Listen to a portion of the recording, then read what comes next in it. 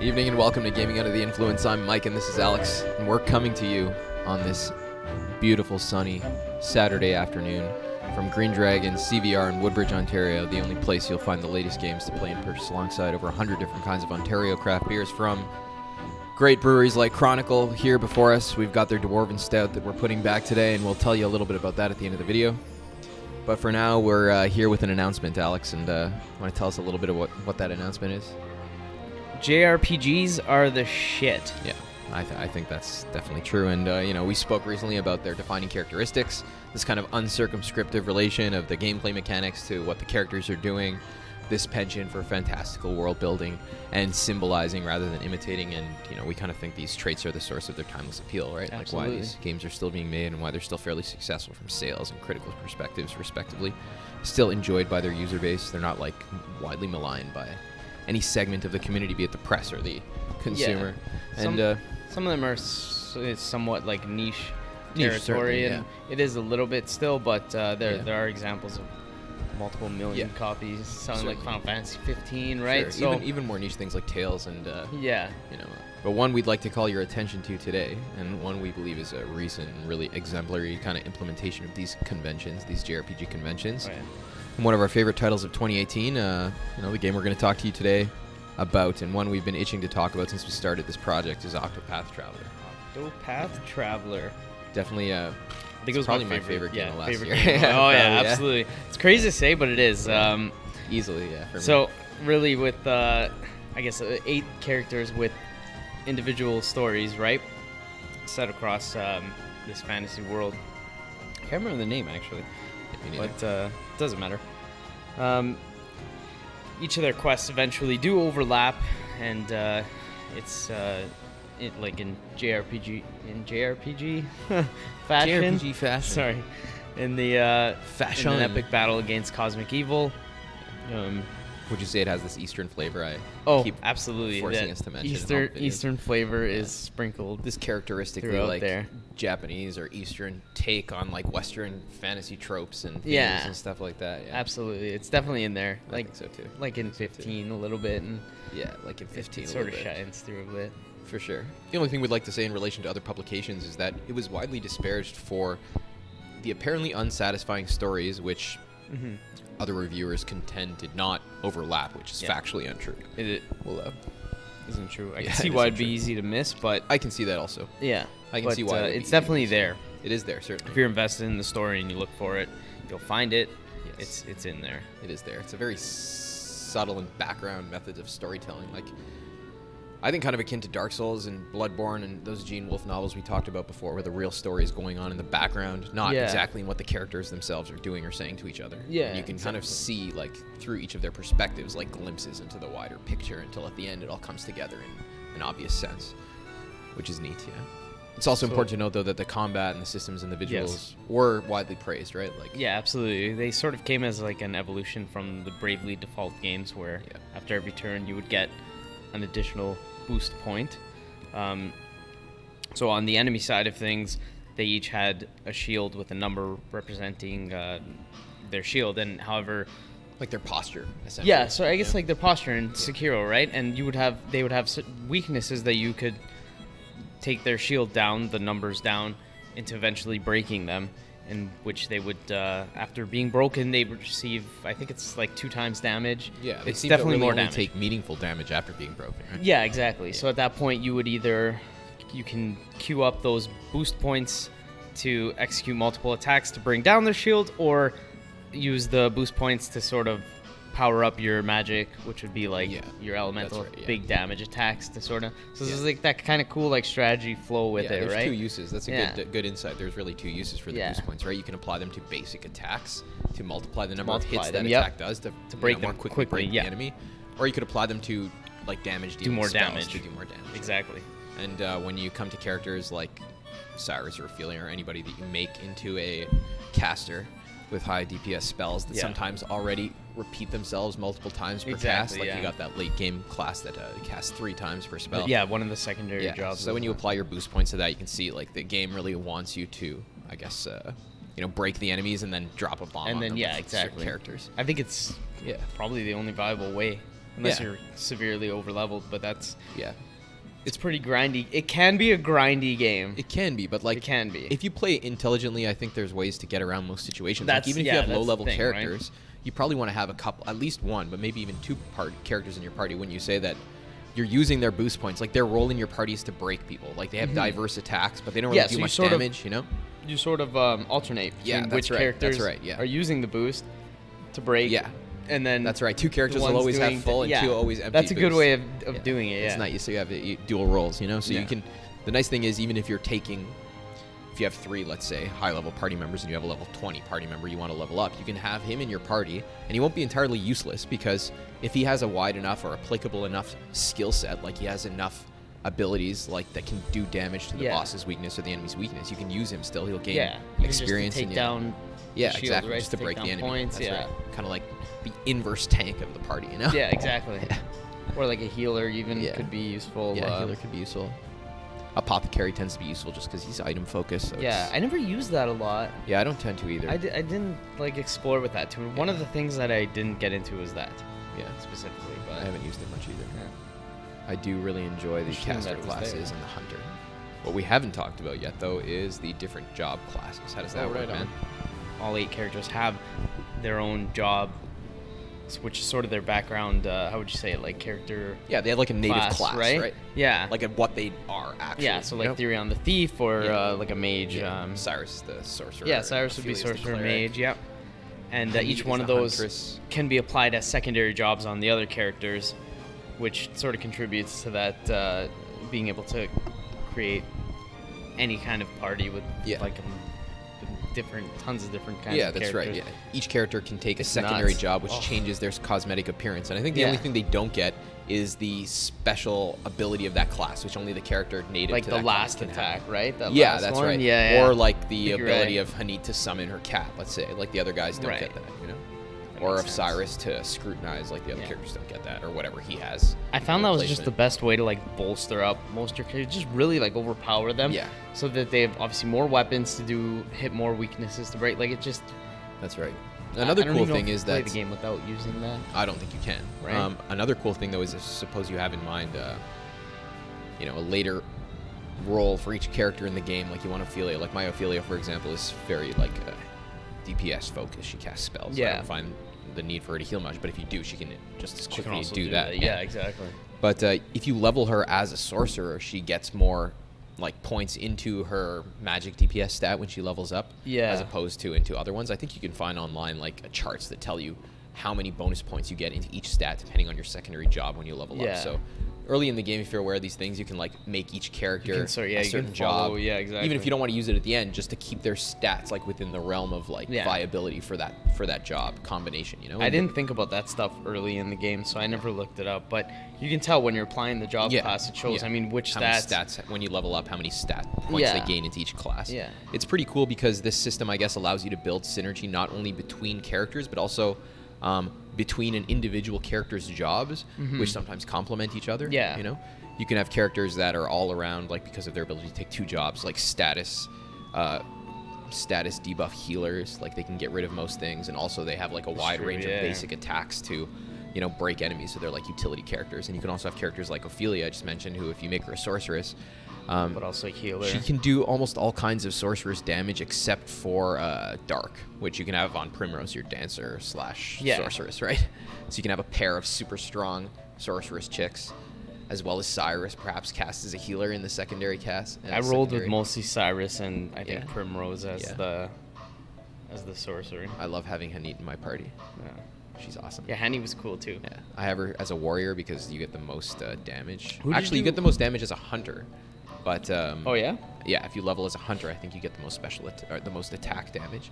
But I made her into a warrior, so she gets all that crazy access to weapons and all those damage that dealing helps abilities. a lot. Yeah, Who did you pick for your starting character? my starting character was Ophelia. Ophelia? Yeah, I like the cleric-esque, you know, Yeah, vibes and like something we'll talk about slightly. Yeah, that one later as definitely well. stood Yeah. out. Yeah, it was very good. Yeah, I liked Ophelia as a character and her Yeah. whole like background setting and story and That's right. Yeah, the jobs all like the reason why each character is the job is because each job has like a certain flavor to it, which the storyline explores. Yeah, this game definitely has that. Like everything that's right. feels like it fits, right? Oh, Yeah, it's so good. The another interesting thing we should note about the combat before we move on to the more conceptual parts of the game is the fact that all of these mechanics are mixed up in boss encounters, where like in Souls, I guess the bosses have different phases based on how much damage they've taken, which sometimes alters their weaknesses or gives them new attacks.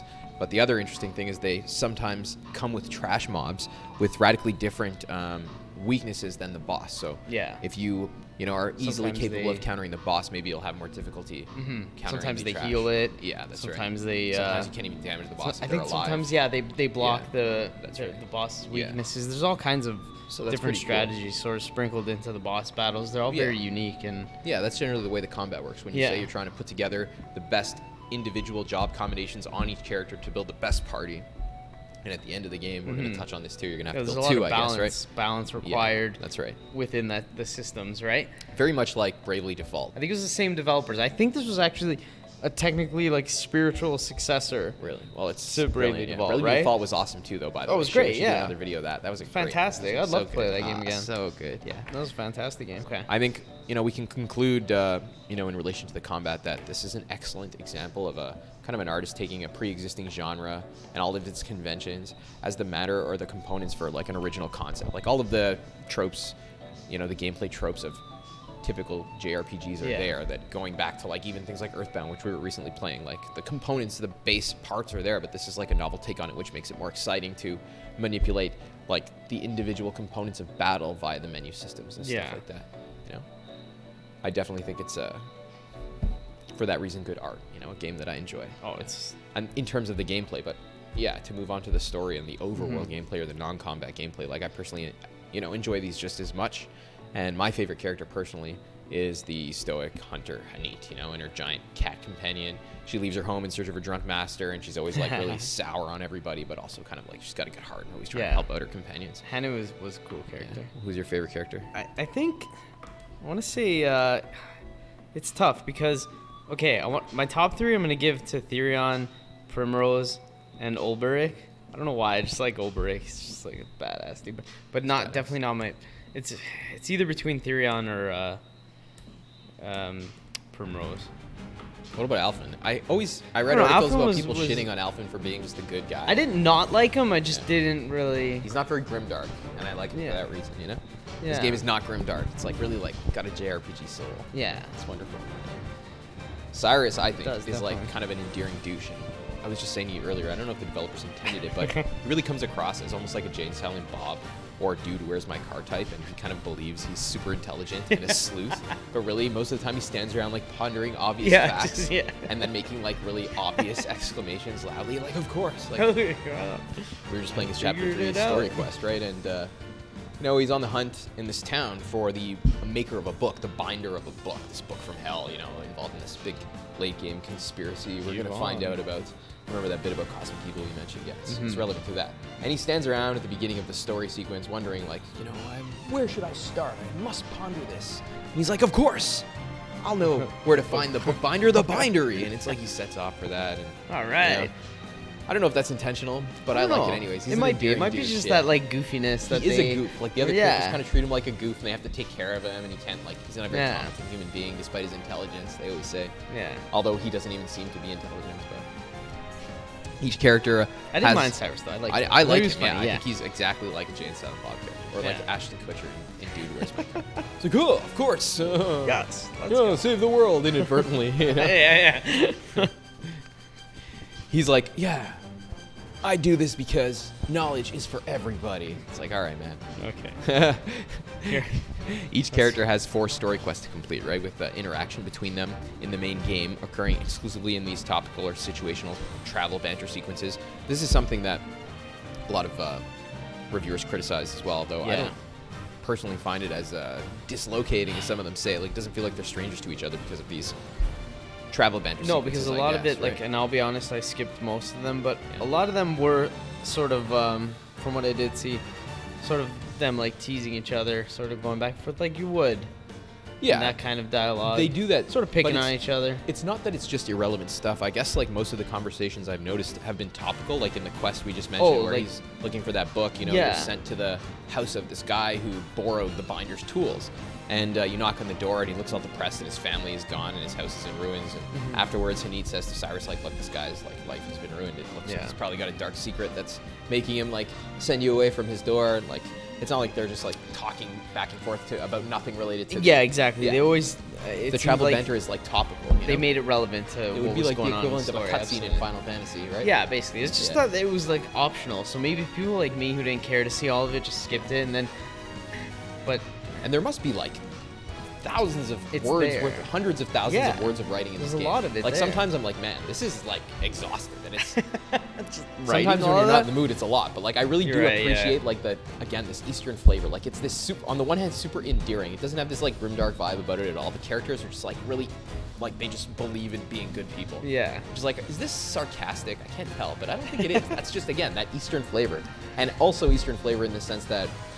There is, these Western fantasy themes and religious and mythological illusions. They're pervasive, and they have this characteristic Japanese tone. Like, Ophelia sets out kind of like Dark Souls Lord of Hollows to kindle this sacred flame in temples across the continent, this fire from the gods that keeps like the darkness away and stuff like that. You know, and the narrative culminates in events which tie all the protagonists and villains and even minor characters together in this like battle. Like in Dragon Quest XI, which I just also played too, I get some cosmic evil like behind all of these different events, and you find out like that little details in each of their stories were actually like hints at to what was going on in the wider sense. The bigger problem equation here, right?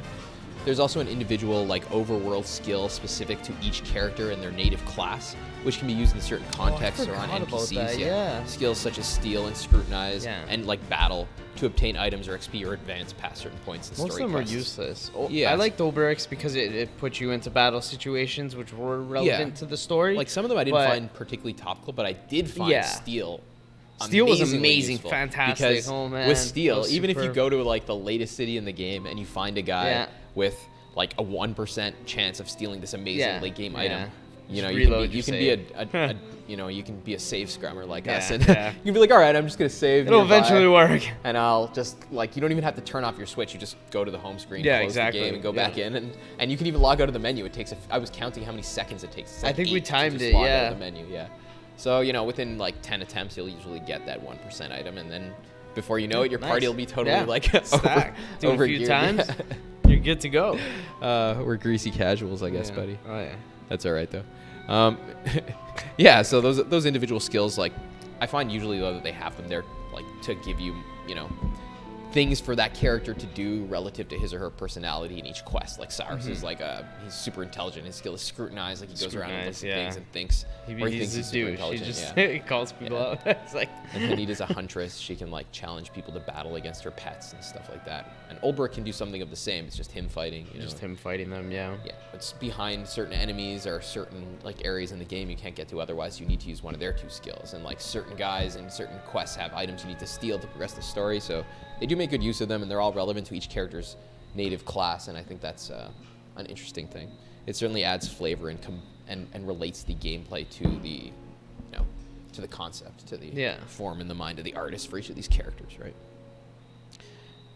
And I guess you can probably tell from all this that, I can personally say I adore the concept as well as its execution, and it touches on these like lofty metaphysical themes, with a lot of its Eastern flavor via the eventually overlapping stories of these 8 diverse protagonists, and they kind of like unwittingly hurtle towards a confrontation with cosmic evil, and I'm going to read you one quick part from an article from Silicon Era refuting this idea that like the stories don't connect, because at the end they really do. Like all of the characters' stories, it's sort of hidden, like in the Dark Souls method, right? Exactly like that. It's not. And this is Silicon in Era your here. Face. Quote, "It all comes together. We get the sort of big bad we deserve. We see the entire party in the event scenes ahead of the fight against LeBlanc and Galdera. Galdera is apparently like the big bad guy who's like in some way relevant to each character's story. The boss fight involves putting together two parties from both parts, so everyone comes together against the final challenge. Storylines from previous chapters begin to come together. In Ophelia's story, Matthias led the cult of Galdera and wanted to tap into his power while also getting money from Simeon. Remember young Kit, Yep. that kid you see in every city, like when you go there and he's like alone. His missing father is Graham Crossroad, as in the man who healed and inspired Alfin, whose diary inspired Tressa and became the Red Eye monster Hanit hunted when LeBlanc tried to use him to revive Galdera. How did LeBlanc get across the gate? She worked with Werner to clear the way by destroying Hornburg, where Buddy is from there, the warrior. The Oberg, dragon yeah. stones that Therion was retrieving at the behest of that lady, and the guy who like entrapped him with that collar or whatever, were used to open the gate there. Different bosses interact with one another, and you see the relationship of all these things. So really, like, just like in Dark Souls in the Gene Wolfe book, It's like, all there, but you have to what was find it actually yourself. going on. Yeah, the narrative and the piece it story were together. like different Yeah. things. Yeah. What was actually happening is this bigger, like, cosmic confrontation between the powers of good and evil in true JRPG fashion. And Yeah, I guess, exactly. I get that people may not feel it's like emotionally satisfying, like something like in Dragon Quest 11, where the characters are like Why, though? with each Because other. And Because the characters are just I there guess to it's not like as person, despite the fact that each individual story is super personable. That's like not the actual overarching story, which is really, really cool. I think. And again, reminds I me like of Gene that, Wolfe. though, I like that yeah. a lot. Like you read in these Gene Wolfe novels, like about that their protagonists stories who- did matter, but not as much to like the Sure. They the- did matter, but like what's actually going on, and like it's like that's like your view into the broader picture, Right, You know, yeah. It's like the little window you can see into bigger events, so you can be on the lookout for those things if you know they're there in advance, or later on you can go back and enjoy it even more, Right. Like with that insight, right? And I really appreciate that method of storytelling. I thought that was pretty cool, And generally we could say the game subordinates these perennial JRPG conventions to a novel creative vision for turn-based combat and storytelling, via these mechanics. It's a new way of storytelling I've never personally encountered in a game like this before, and I like how it manages to maintain like that super endearing like JRPG like superficial elements where the characters talk to each other and like they're happy people, and it has a nice ending. Yeah, it was an interesting way of doing it. It maintains that, but also there's this abstract like real story going on in the Yeah. game, right? Like real in relation to the narrative, or the I don't know how to use those two words, like like the literati, right? But the level of the characters talking to each other and doing things, the narrative versus the plot, I guess, the Yeah. background stuff. But I like that there's that distinction there. Yeah. And that the game is like capable of maintaining both of those elements. I don't think that's a flaw against it. I think that's a No, I know. guess like I don't know. Maybe that's what people mean when they say like disjointed stories, but like they're disjointed they're- in the sense that perhaps they were separate stories, but they all sort of related to the overall picture, right? Like you were saying, Yeah. the like Game of Thrones with 8 characters, some I- of which never meet either. hot take. I don't even watch Game of Thrones. Yeah, and just to say, like, people yeah. probably, like, in modern culture accept that, good narratives can have multiple perspectives that don't necessarily overlap. I don't see why that's... Even though, in this case, again, they do. We just read you Yeah. a good example of why, Yeah, they do. yeah. So if anything, it was just undeserved criticism, Last which year, isn't. Yeah. isn't I rare, think it's isn't it? undeserved too, but definitely not rare in the industry. There you go. For sure. We spent the last couple of weeks talking about that too.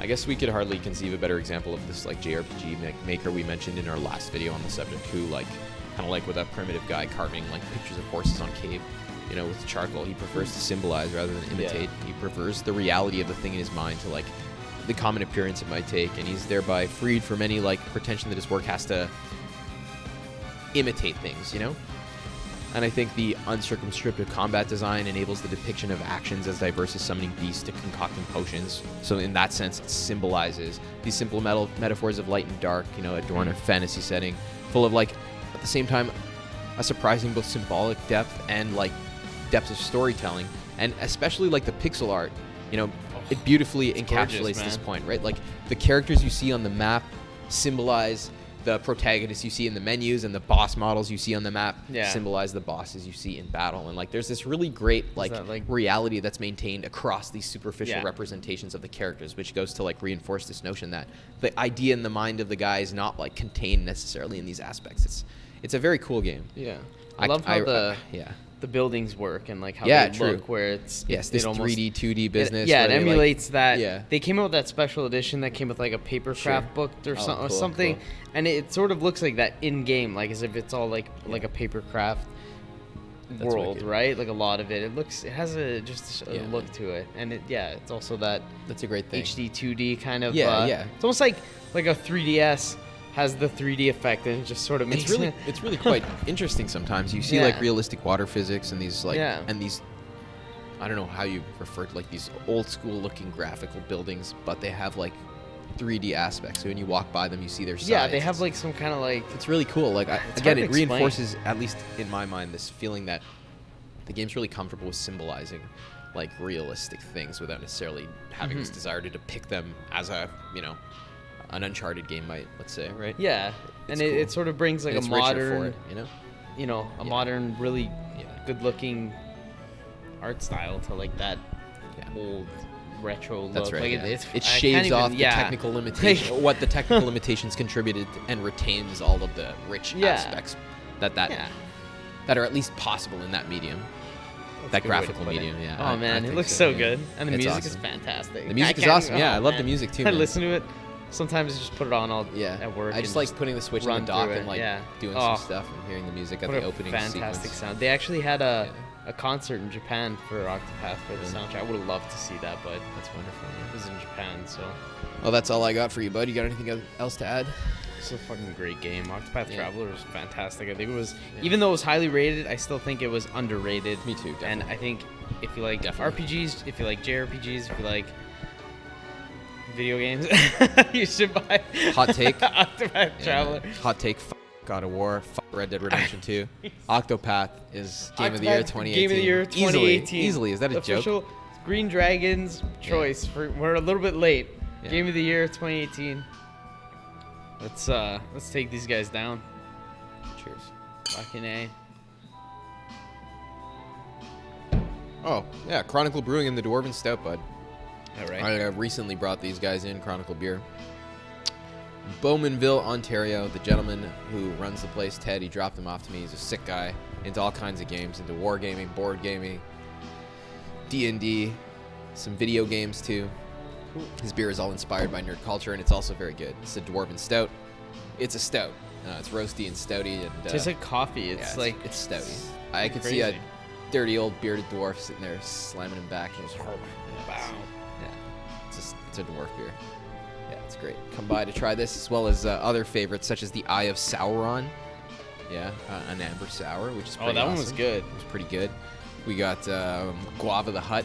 Guava the sour. Hutt. Yeah, that's a good one too. Yeah, Chronicle Beer. Ted, good guy, good beer. Check it out.